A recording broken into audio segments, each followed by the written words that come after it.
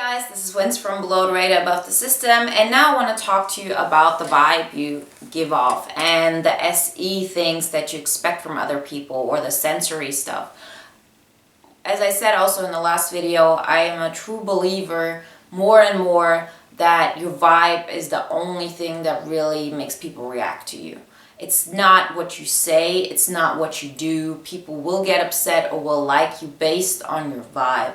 And you change your vibe by the way you feel inside and what you do and so on.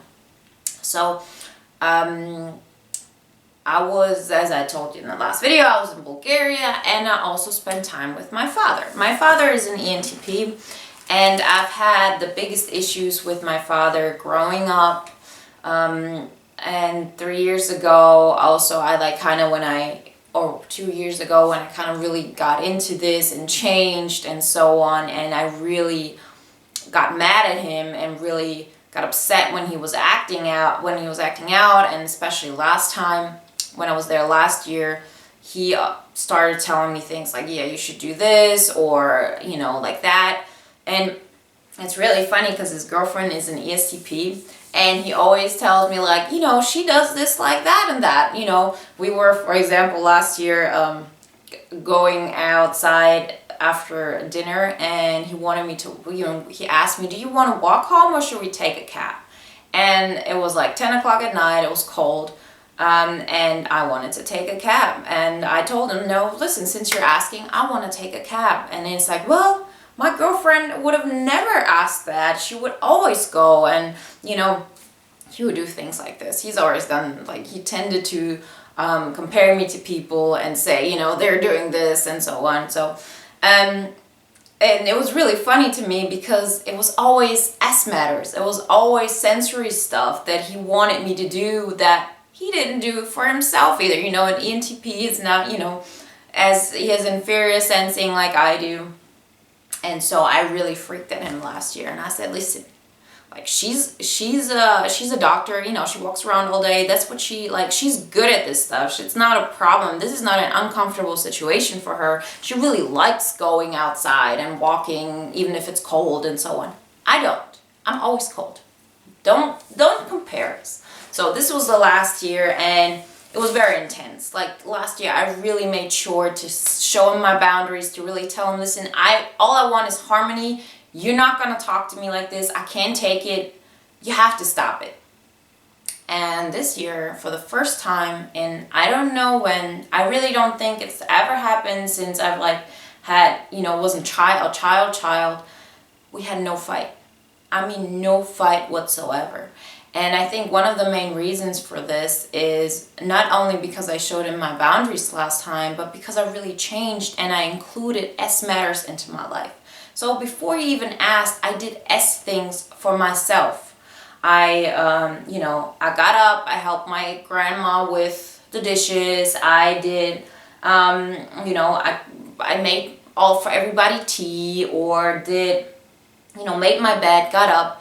And I didn't do that to impress him. I didn't do that because that's what he wanted me to do. I did that because it has become part of my life that I have to be active in real life and really do something and be creative in a way of participating in real life and what has to be done and so on.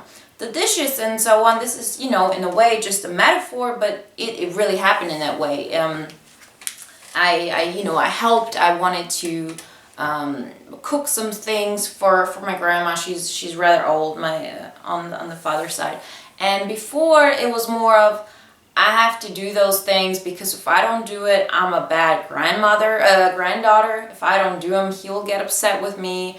I don't want to I don't want to make a salad. I don't want to do this, or, things like this. Or I didn't want to go for a walk, go hiking and so on. And it was always this thing of, I have to do it because he's not going to like me. I have to do it because otherwise I'm doing something wrong. Now I know I have to do those things so I feel good about myself. So I know I've done something productive. So I've done something which benefits the group, which benefits everybody. I'm part of it.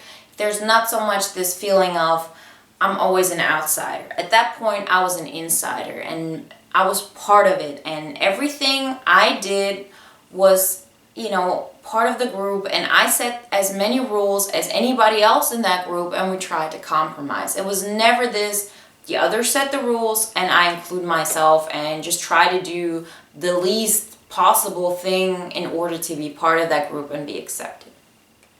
And I'm pretty sure that's one of the main reasons why we got along so well, is because he couldn't get upset over SE things or SI things, just sensory stuff in general. Not that it makes it okay. Of course, that's his issue. If he wants other people to take care of SE stuff or SI stuff in his case, but I was the same way. If you're not taking care of those sensory stuffs in your life, your real life obligations, you're always expecting somebody else to do it for you. And you don't have to say it, that's a vibe you give off. Period. That's just what it is. The moment you come to terms with yourself that you're responsible for everything you do in your life, everything that, creates your external world, you moving forward somewhere, doing productive things, you first off won't allow people to really be mad at you for SE things because you're content with yourself. Like a lot of those things that led to problems between us was that I wanted him to be a certain way. I didn't expect accept him for who he was. Like my father has so many ideas. Like I have a lot of my creativity, a lot of my, just a lot of things I think about and so on is based on his mind and how everything goes. And I never really respected that because for me, there was just people who are, censors, who are, special or good or, respectable. And now I don't expect that of him. I don't expect him to be the person who gives me my sensory things. I know I have to take care of that. And two things happen. On the one hand, once you take care of your sensory stuff and you're doing your best to do the thing, in your life, if somebody gets upset with you that you're not doing SE things, you won't care, or you will defend yourself and not in a way that says, I don't want to hear this stuff. I don't need to be like that person, and really feel that. A lot of times when we get upset over something, it's because we feel it ourselves. If you're doing your best, then it does not matter. You're doing your best and then you're okay with it. Like I know it also at work when I don't get upset if I've done my best and it's not, let's say, good enough or something, then I know, okay, I'll try harder. But I'll get upset if people tell me I should have done something and I really didn't do it because I was not proactive enough. Like I'm mad at myself at that point. Like always remember, it's never personal. People don't take things personal. When people get upset of you of something, there's always something deeper in it in a way, if in a situation like this. So first off, I stopped getting upset over things that are do more sensing things because I was doing my best at sensing. Like I come to terms, I'm never gonna be an ASTP. I'm never gonna have the strength to be always active and doing things, but I do the best I can. I know it's not as strong as the SE stuff. Like this is a mediocrity kind of thing. You have to accept in yourself that you're physically not as strong as other people and that you're okay with that. But once you do your best, you don't allow that in other people. And also when you start doing your best and you start doing things for your own, you give off another vibe. There's another persona and energy you give off, and then it's not as expecting of others. I give a different energy. I don't expect him to be somebody else, and I'm much more open to listen to his ideas and really get excited about what he has to say and about like the new pond he built and the kind of fish he has in there and how this and that, and he like did all kinds of crazy things and has so many ideas and so much, a creative and outgoing life, and I never really appreciated that. And I think it has a lot to do with those things. And once I did that, and it reflected back onto him. He didn't expect things from me. I didn't expect things from him. We started